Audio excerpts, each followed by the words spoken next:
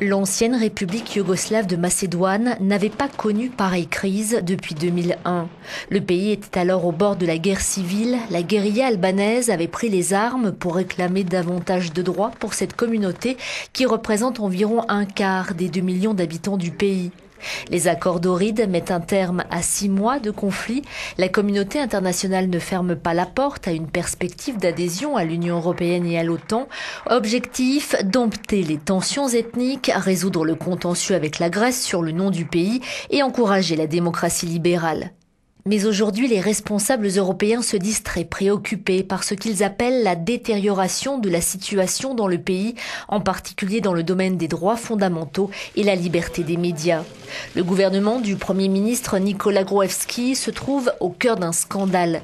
L'opposition accuse le pouvoir conservateur de corruption et de pratiquer une surveillance illégale à grande échelle. Le chef de l'opposition, Zoran Zaev, dit détenir des enregistrements d'écoute effectués sur des juges et sur des journalistes.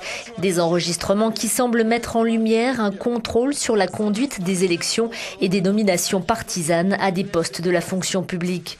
Début mai, des affrontements entre forces de l'ordre et un groupe armé font 22 morts, dont 8 policiers dans le nord du pays.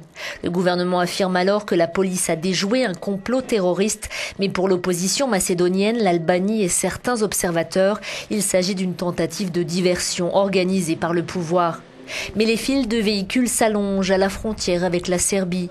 La Russie met de l'huile sur le feu et accuse des organisateurs occidentaux de tenter de fomenter une révolution contre un gouvernement qui refuse de participer aux sanctions contre la Russie au sujet de l'Ukraine.